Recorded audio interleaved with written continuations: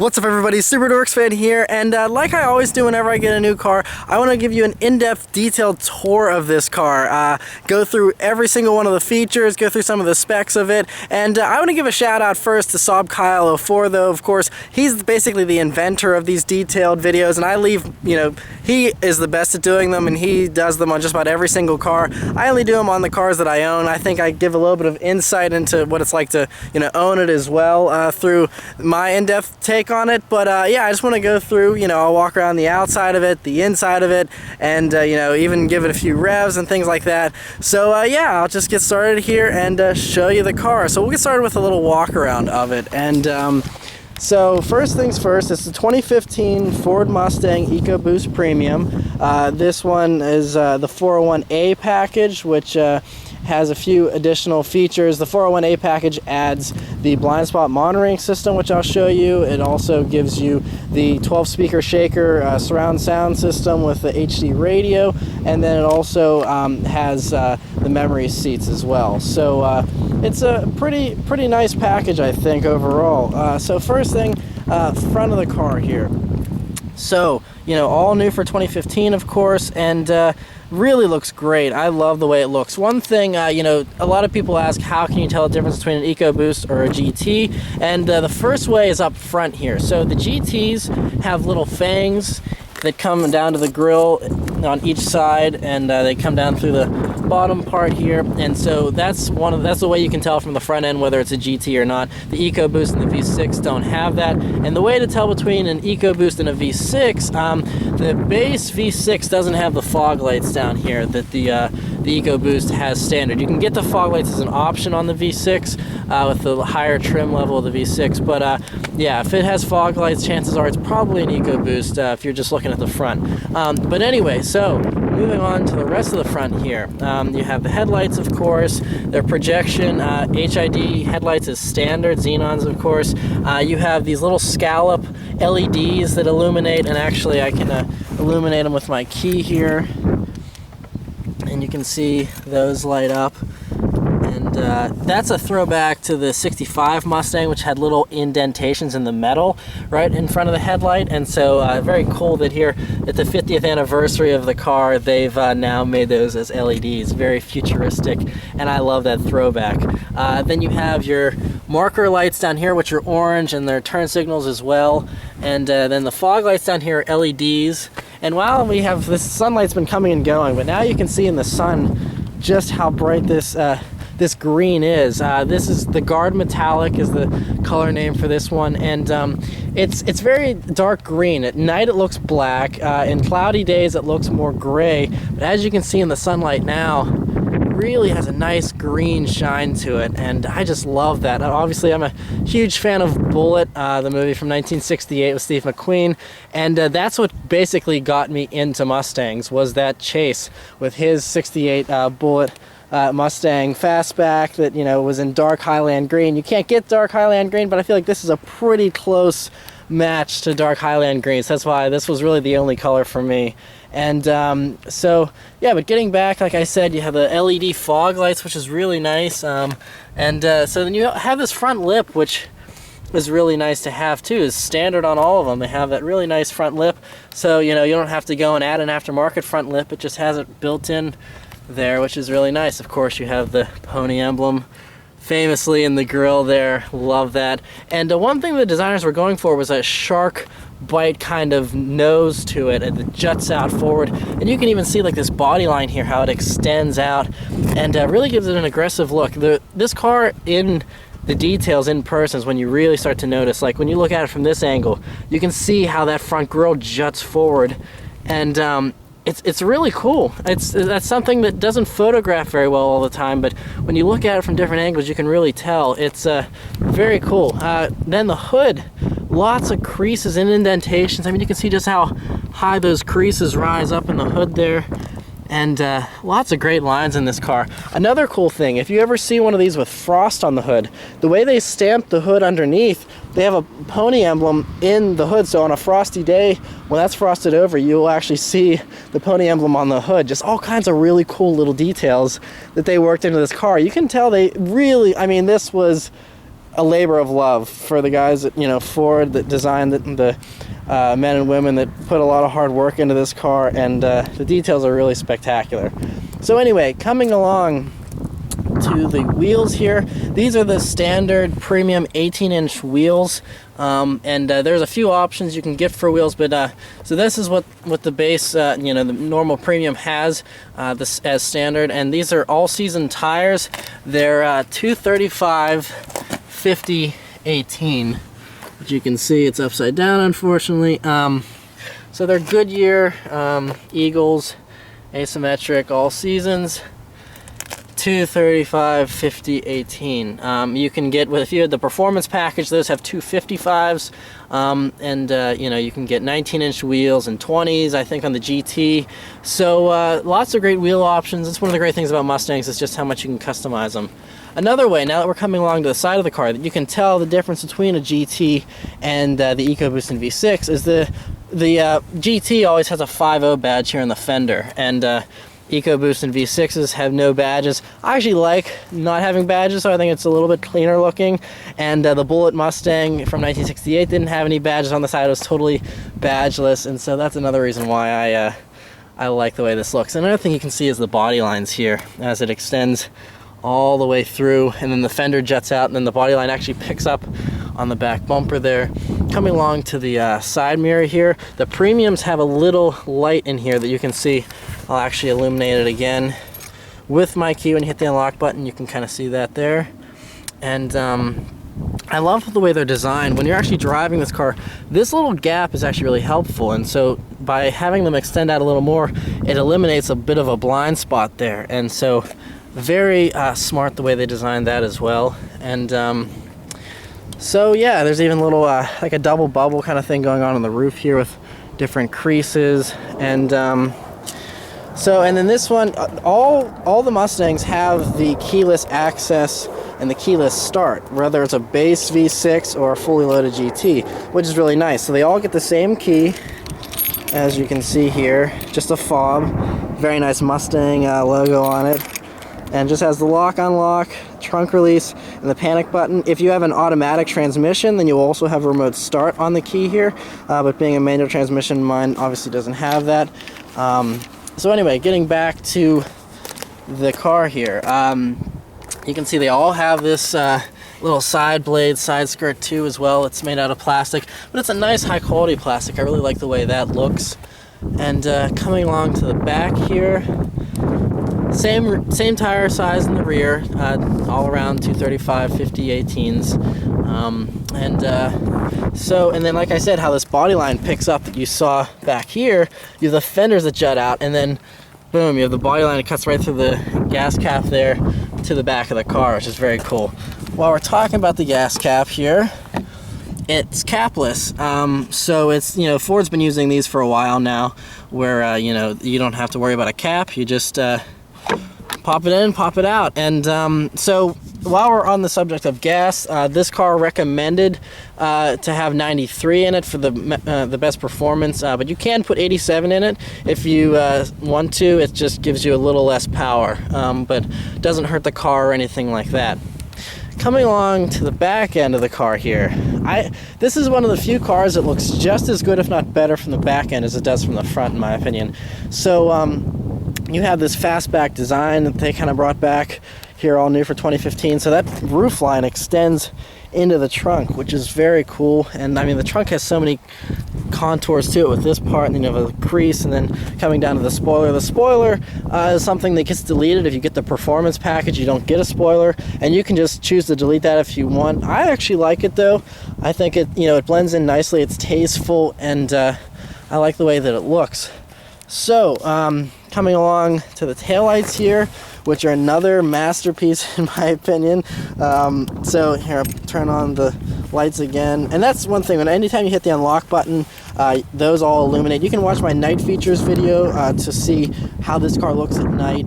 It's really cool, but these taillights are three-dimensional, so I mean, I can stick my fingers in there good, I'd say 2 or 3 inches, and it gives a really three-dimensional, almost concept car kind of look to it, and I love the way those look. And then the back end is the easiest way to tell between the different models of the Mustang. So this being the EcoBoost has the running pony emblem there, which is very nicely raised. It's a big piece of metal there. It's really cool. And so the EcoBoost has this. If you were to get a V6 one, it has a very similar badge, but it has a 3-bar vertical bar that goes through the middle of the pony. That's on V6s. The GT Mustang just has a GT badge. There's no pony on the back, which I actually kind of miss. You know, if I did have a GT, I feel like I would miss not having the Mustang badge on the back there. So I actually prefer the EcoBoost badge the best myself. And then you can also see a backup camera integrated here. That's also standard on all Mustangs. They all come with backup cameras for 2015. And it's nice that this is like a glossy black plastic too. It kind of sets it off. It's not body colored, and I like that a lot too. And so coming down to the bottom here, you can see the rear diffuser. Now on the premiums, the diffuser is painted, so you can see this is the guard metallic like up here, and then you have this black plastic piece that cuts through. Some premiums have this black plastic part also painted. I haven't quite figured out which ones get that and which ones don't, but I prefer this black plastic, because otherwise if the whole thing's body colored, it kind of looks a little weird to me. Again, just personal taste, but that's kind of how, you know, you can set them apart. The base models of all these cars, even this won't be painted. The whole thing will just be black, and I think that would look fine as well, but it's nice to have that painted. And with the guard, it kind of is very subtle. It's not bright. Like if you had a white one or a red one, that whole thing would be bright red or something. That would be a little more different. But and then, you know, they have the polished stainless steel exhaust tips on all of them, and this is the EcoBoost, and so those are the exhaust tips for that. Still dual exhaust, even though it's not the V8, and that's nice as well. And then you have your reverse light down here, which is a nice place for it, obviously, since the taillights are just red. And so yeah, I just think it looks so great. I mean, you can see the hips this car has. I mean, look at that. Like, I mean, you could put a plate on there. Like, my whole hand fits flat on the surface of the fenders. It's just a very wide body kind of look to it. And like I said, you can tell I'm obviously in love with this car, but from every angle, it just really looks stunning. And you can appreciate different things about every inch of it. And so, yeah, that's basically it as far as the exterior goes here. So, yeah, you can see the quarter windows here, and also the third brake lamp, instead of being down in the bottom like a lot of cars have it, it's up here, and so that's very cool. And you have your you know, satellite radio antenna there as well. And so yeah, that's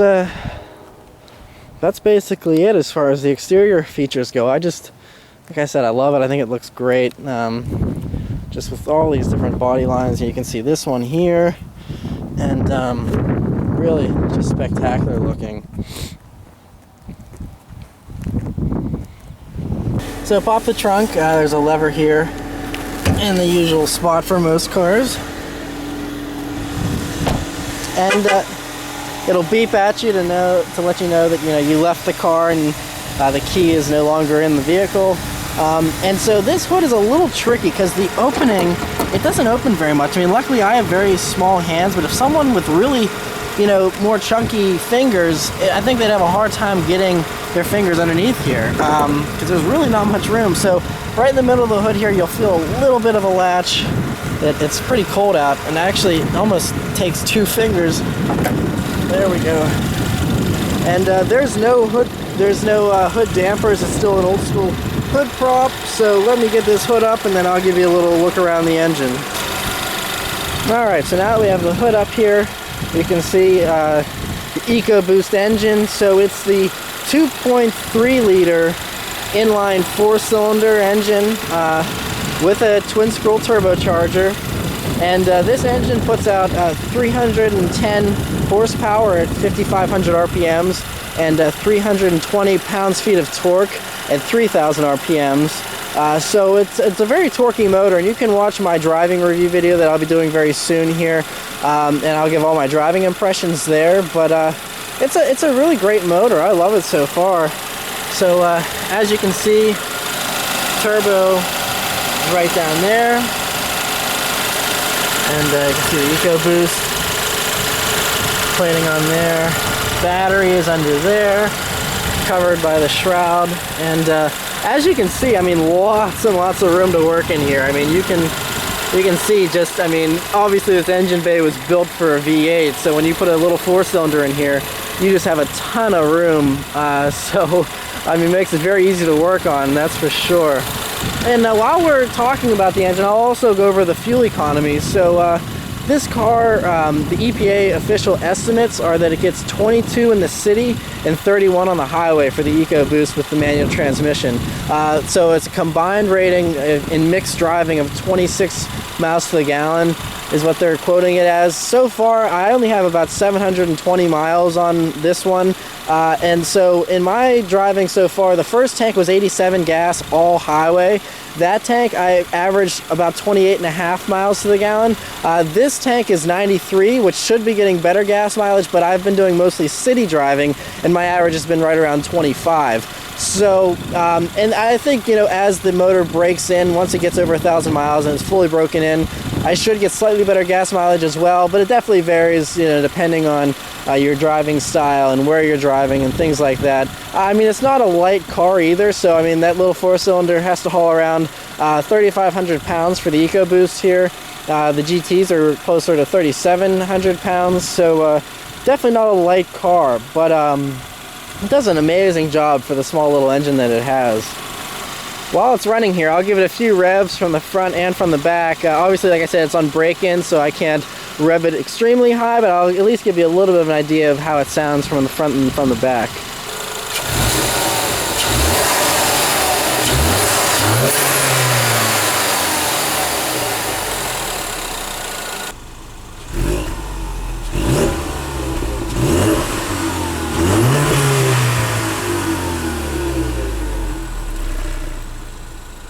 Alright, and before we hop inside, there's a couple other things I want to show you about the back end here real quick. The first is the taillights, which are sequential, which I think is really cool.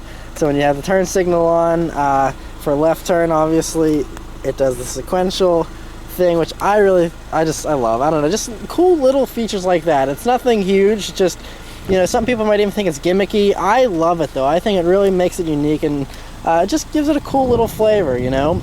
So then the other last thing, while we're outside here, is I want to show you the trunk of this car. And so one thing, obviously, like I said, there's the button on the remote to open the trunk. There's also a button inside, of course, but there's a little hidden button here underneath the, and you can hardly even see it there, but there's a tiny little button there. You hit that, and you can open the trunk, and that's, of course, if it's unlocked or if it senses the key. So looking in the trunk here, it's a pretty good size. So, you know, obviously, since this is the 401A, it has the shaker subwoofer there in the alcove on that side. This side is free. And this is a standard size tripod for those that are kind of trying to get a feel for how you know, large the trunk is. Also, you know, for the 2015 here, you know, it has the fold flat rear seats, so you can fold that down and have lots of space as well, and I'll show that briefly once we get into the inside here. Another thing though about the trunk is you can lift this up, and as you see, no spare tire. So a spare tire is an option on these cars. I think it costs an extra $250 as an option for a spare tire. Otherwise, you get this little air pump, and you know, the car has free roadside assistance for several years. So you get a flat tire, just call, you know, Ford Roadside Assistance, and they'll take care of it for you. So it doesn't bother me too much that there's no spare, but that is an option for those of you that do prefer it. But yeah, like I said, lots of room here in this trunk, and so yeah, let's hop inside and check out the interior. So, you know, with the key, being keyless entry, like I said, there's these little lines, and you touch it, and it'll lock the car, and then you just grab the handle, and it'll unlock the car. And here are the Ford chimes. And being the premium, you have the nicer, you know, stitching, and this is a nicer leather or vinyl kind of material. It's very soft and cushy, and like that a lot. Nice, you know, lots of metal accents, and everything's very solid. I mean, the build quality is just monumentally improved over the 2014 Mustangs. And you have lots of storage space in this car. So you have these little map pockets, and they actually go all the way back. I mean, so look how far back they go. I mean, and it goes all the way back. So lots of little hiding spots in this car. I'll show you a few others here in a few minutes. Power windows have a little notch. You just push it down a little bit and it'll inch it down, or you can push it down a little further and then it's automatic up and down for both, of course. That's the memory seats, like I said, to program in.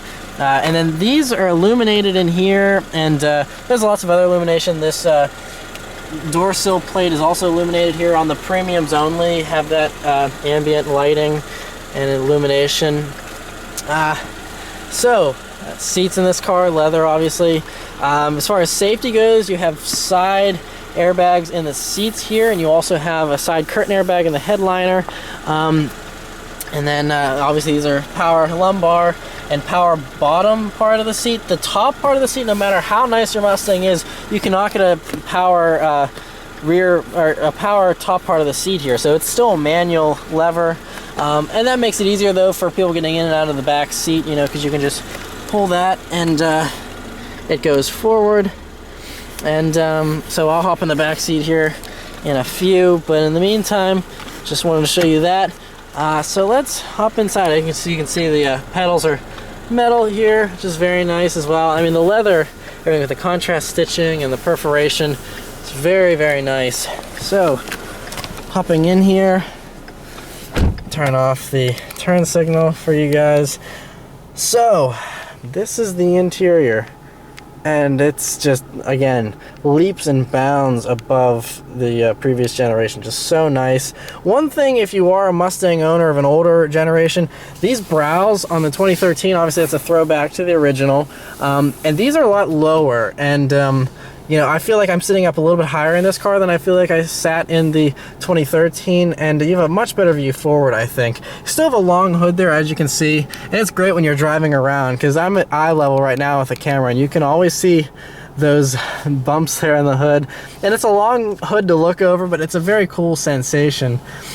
So go over some of the controls and things here. So you have speakers here in the A-pillars. Obviously, I think that's also just for the 401A package with the additional speakers. But I mean, so you have one there, you have one here, and you have these ones down here.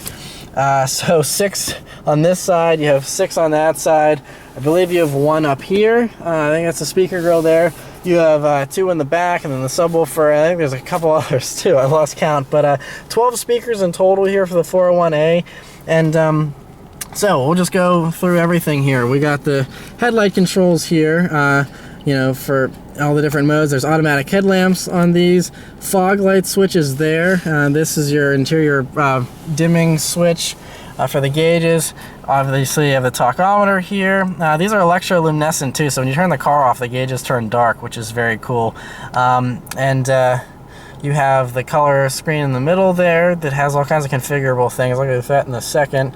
And you have the speedometer on that side there, and fuel gauge. And then you have all these controls here on the steering wheel.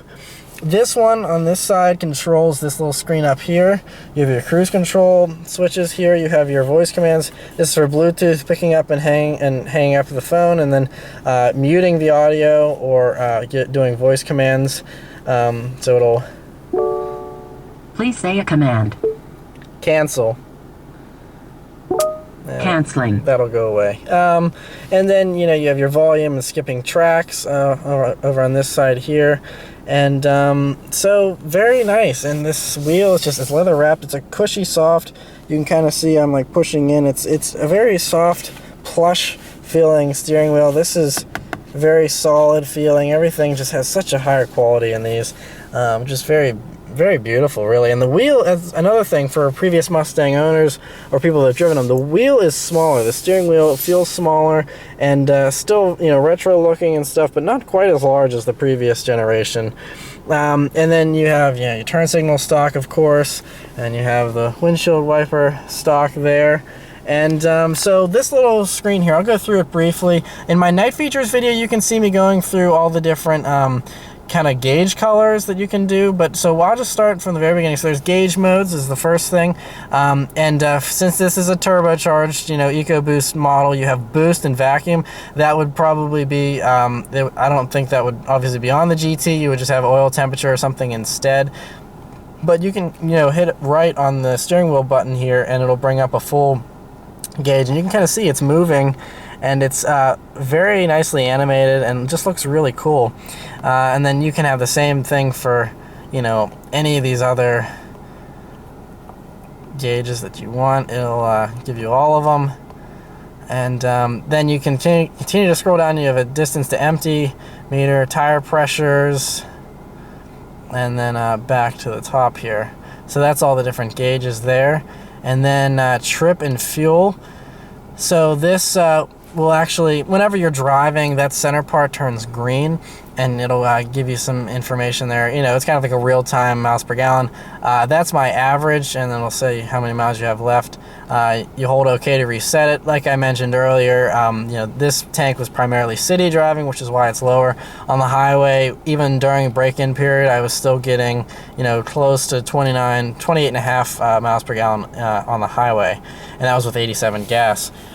So yeah, very good. But so that'll do your fuel economy stuff there. I mean, you can even see the little E up there. That's for the compass, of course. Track apps is the cool thing, which is now standard on all Mustangs. So it used to be a premium only feature in previous years. Now it's standard. Even if you get a base car, you still get this little color screen, and you still get track apps. So you have an accelerometer that'll measure your G, and that little dot in the middle will be going all over the place depending on where you're going. And then you have an acceleration timer, which will do different things. So I can do 0 to 60 runs, and it'll do an automatic start or a countdown start, and you do this, and it has little lights. And I'm not going to accelerate, but I'll hit OK to start, and you can see as it's staging, getting ready, and then hit it again, and it as you go. So yeah, that's that. Very cool, and you can do it for all these, and 0 to 100. And of course, it says track use only, not for street use. But cool that they have that. And you have braking performance, which will do the same thing, where you can you can view your previous results, so it saves all those times, and you can go back and look at them. Driver assist here. This is just a few features. Auto engine off, blind spot. So this car, like I said, has the blind spot monitoring. Cross traffic alert is another thing you get with the 401A package that I have here. So if I'm reversing out of a spot, if it senses a car coming down the road, like if you're in a busy mall parking lot or something, it'll let you know there's someone driving, approaching from behind, so that you can stop, and obviously they don't sideswipe you or something. You have hill start assist, which is like a hill holder kind of thing, where it puts on the brake, to prevent you from rolling back on a hill as you're starting, and obviously that's just with the manual transmission models. And then you have settings here, which goes through everything. Like I said, you can do it for the lighting, locks, oil life, windows, wiper controls. I mean, everything you can customize through here. My color, like I said, you can do the different ambient lighting, so it'll include cup holder lights and the floor lights and everything. You can change those to just about any color of the rainbow, and I'll show you for the gauges, because you'll be able to see that, even though it says my color isn't even adjustable in the daytime. So we'll turn on the lights here and see if it lets me do it. Still won't let me, so you actually have to wait till it's nighttime for it to let you change the gauge color. So go watch the night features video if you're interested in seeing how the lighting changes. And then it's very customizable though, and very cool. My key, this is kind of if you have a younger driver, someone you would control what they're doing. You can set it up so it'll give you speed alerts. If you go over a certain miles per hour, it'll give you an alert. It'll do a bunch of other different things too. You can limit how loud the radio volume can be turned up, all that kind of stuff. So nice to have the option, but I never am going to use any of that, I don't think. Display setup, you can have all kinds of different stuff as far as you want your odometer in miles or kilometers, temperature and Fahrenheit, Celsius, all that kind of stuff. And obviously the language you can change as well. So that's all that's in there. Like I said, I drive around normally with the boost on, just like that, and that's kind of cool, because this one isn't the performance package. If it had the performance package, you'd have two gauges up here, and this middle vent would be deleted. And the middle gauge is on the EcoBoost is a boost gauge and one other gauge, I believe, maybe an air-fuel ratio gauge, I'm not sure. And then on the GT, you just have an oil pressure gauge and one other gauge as well. And you know, some people said, you know, if you need the performance pack to get those gauges, but I prefer having the boost gauge right there in between the two other main gauges instead of having to look over here every time you want to see what your boost is. And while we're talking about boost, this car will do 15 psi max, you know, in factory configuration. Nice to see they have it go up to 20 though, for those that want to modify it and change it up. I wish it went higher than 20 though, because you know, plenty of people are going to probably be boosting these even over that. So it'd be nice if that went a little higher, but still cool that you know, you at least have a little bit of room there to expand. And so yeah, moving on to the rest of the interior, like I said, this is all very nice. This is solid. That's one thing. Feels so solid, and everything's just so well put together. The premiums have this aluminum trim. If you had a performance package, it would be engine turned aluminum, and then you have a slightly different kind of plastic, I think, on the base models. They all look pretty good though, in my opinion, but this really gives it a little more of an upscale touch with the aluminum on the premium. Coming down to this infotainment system, it's called My Ford Touch. Pretty standard if you've ever used any other Ford from, you know, 2011 or 2012 on. All kind of have the same kind of thing, but I think it still looks really modern, and it's really cool. So you have the different quadrants, and this is the home screen. You have all 4 quadrants displayed. You can hit up, you know, for phone, and you can go through and dial. It has your full phone book you can download in here. You can do messaging for texting and all that kind of stuff. That's very cool, and you can, you know, control everything through there. You can go back, hit the home button, and then you have your information up here. My car doesn't have navigation.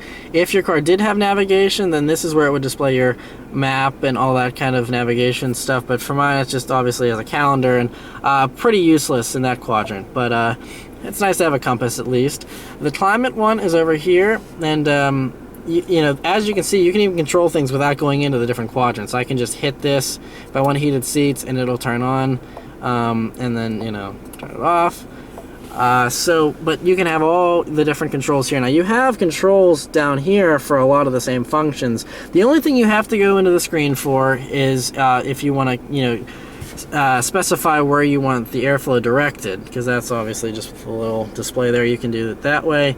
But otherwise, you know, it's obviously dual zone climate controls. They're heated and cooled seats, which is very nice. I'm sure the cooled seats will be nice in the summer. I've never had those before, but it's good to have all that stuff. And then of course you have your entertainment sector here, which I'll turn that off so I don't get any copyright violations as far as music goes. But so, you know, this is whenever you're playing music in the standard quadrant mode, you can have, like I have Sirius XM up here right now, and it'll, you know, show your current playlist, and you can actually go and you know, change the stations there. You can change everything here. It's nice how you have the different logos that come up too, and you can have all that kind of stuff.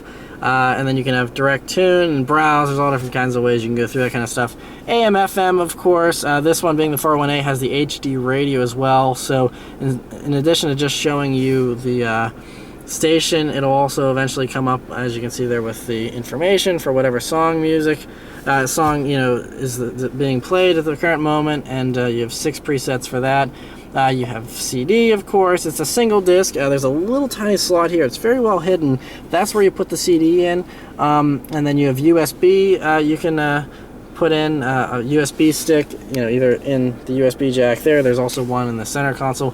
Bluetooth audio streaming is very nice as well, and it will still display the song name and everything too. It won't display album art through the Bluetooth streaming, but it does do the names, which is nice. You have an SD card, and you have line in. Now, if I had my phone plugged in through the USB port, then there would be an option there for an iPod, and then that actually will display your album art whenever you're playing that.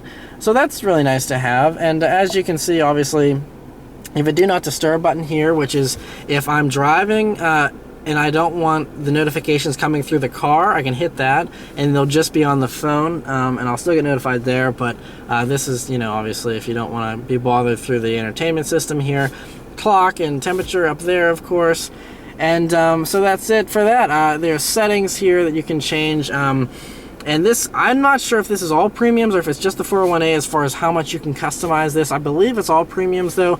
Bass, mid-range, treble, different balance. Occupancy mode is really cool. You can have it so it's set up so the speaker setup is perfect for just the driver or for all seats, which actually makes a large difference and is very cool to have. You can change the display, and you can actually edit the wallpaper. So this is black, but you know, for the background here, but you can have it any kind of image that's within their, you know, restrictions of size and things like that you can use, and you can customize all of that.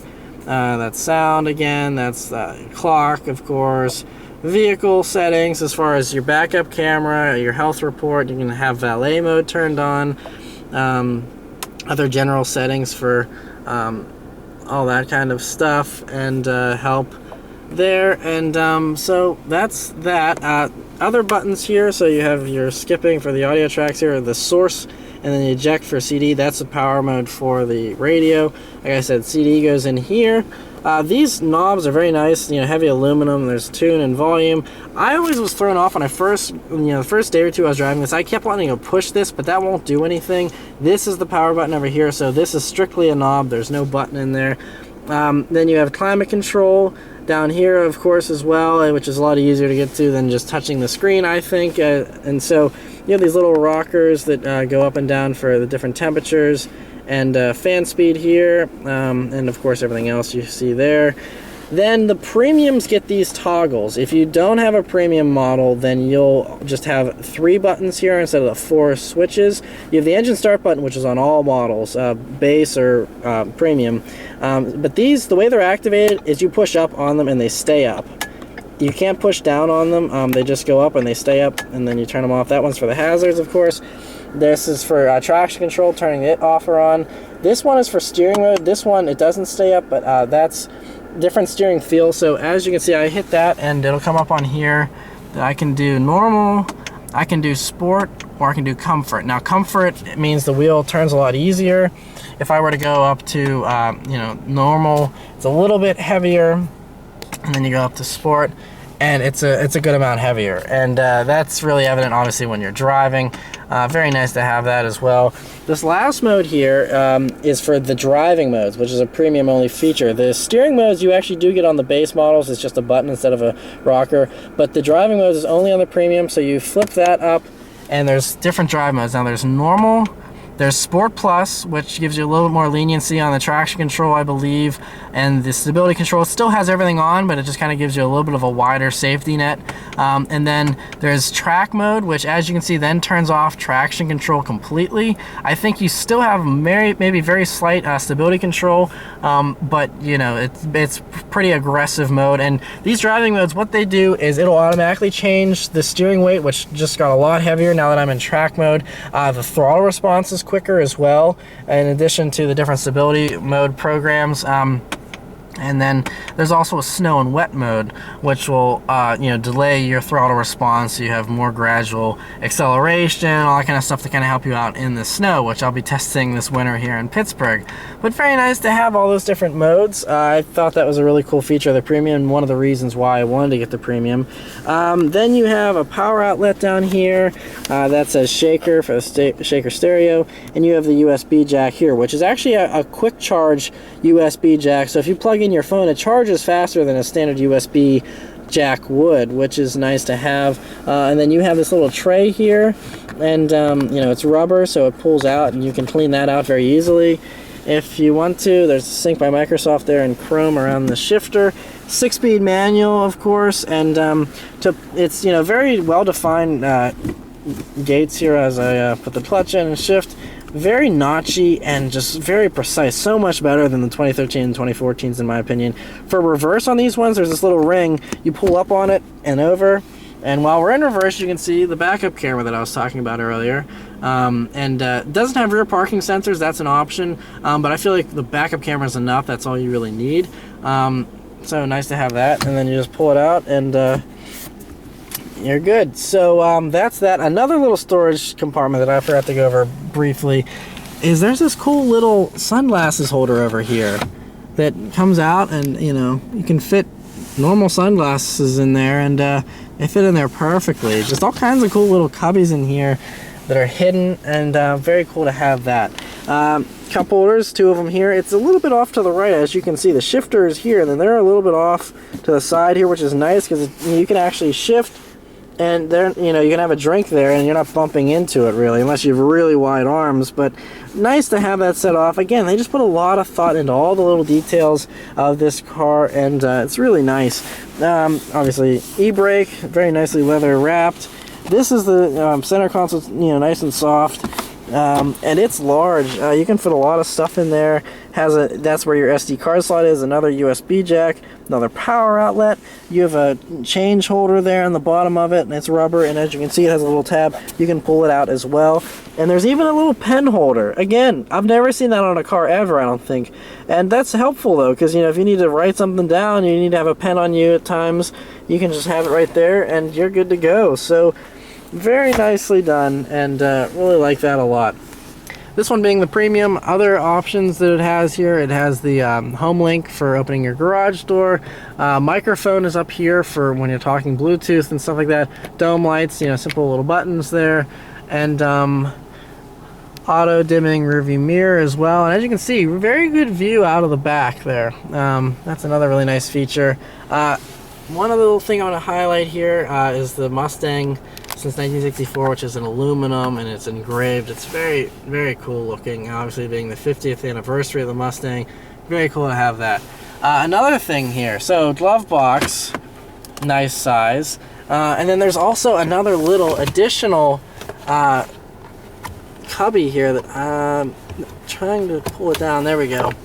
And so you have that, which you can store a lot of papers and stuff in, and then you have all that kind of stuff in there. But it's nice that it's it's kind of, you have two different spaces in there, which is very cool to have as well. A couple other little things I'll show you real quick here while I'm seated here is you have when you hit the engine start button, the seat comes forward to my memory seat, and then whenever you turn it off, it reclines backward to help you get out, which is kind of cool there. And then whenever you either turn the car on for the first time or you're opening the door to leave, you'll see the Mustang logo that's animated and comes up there. Very nice to have that. So yeah, let's hop in the back and I'll show you the back seat. So like I said, to get in the back seat, you pull up on this here, and you can slide that forward. It helps to have 2 hands, kind of hard to do with the camera, but there you go. And so you have a nice little map pocket here to put stuff in, and I'll slide this forward, help me get in here. That's probably close to where my seat would be if I was driving, I would say. This does come off. You can do that, so if you have people getting in and out of here, you can just open that up. But I'll just hop in here and show you what it's like back here. So lots of room, actually. It's much better, and you can also use this. I forgot about that. You can just use that and pulls everything forward. Also, you have very nicely hidden little hanger for putting your coat or whatever on there. And if you have a suit you don't want to get all wrinkled up, you can hang it off of the back of that, your dry cleaning or whatever, nicely. There's also little coat hooks over here, and so that's nice to have.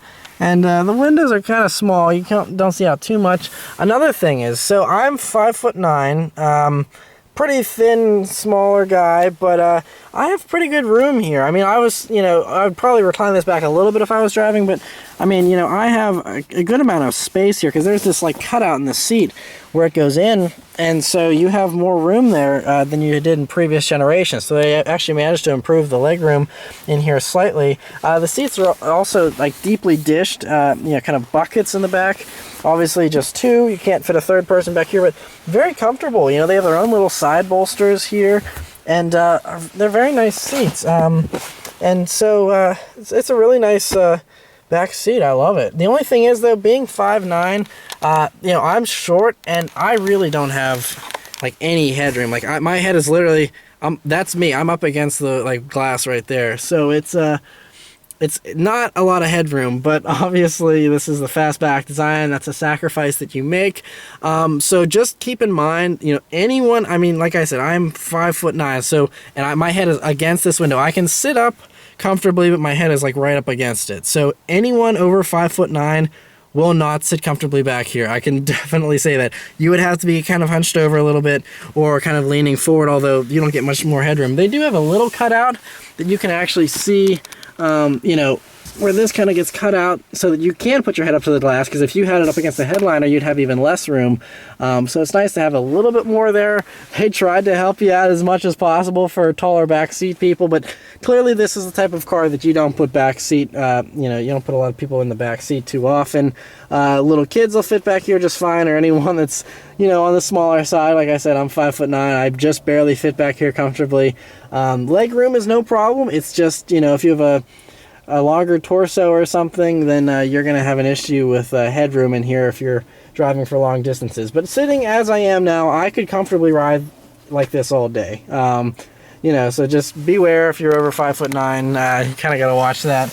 And yeah, so really a nice back seat though. Last thing I'll show you guys about the back seat here is how to fold them down. So there's this little pull here. You just pull that and it comes right open, and the other side does the same thing. It's totally pass through. There's no barrier or there's no bar in the middle.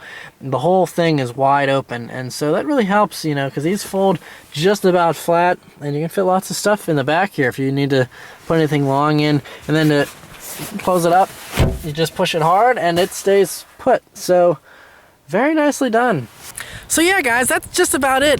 You know, just wanted to go through everything with the car. If there's any questions you have additionally, though, definitely leave them in the comments below.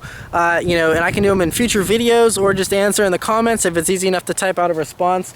But yeah, and I hope you guys like it. I definitely love it, and definitely subscribe, of course, to watch, you know, many future videos of this car over the few years here at least, that I'll hopefully be hanging on to it and having a lot of great adventures with it. So 720 miles now. I'll be doing my driving review, like I said, here very soon, and if you're watching this after the first week or two, then it's already up and you can click the annotation to watch that.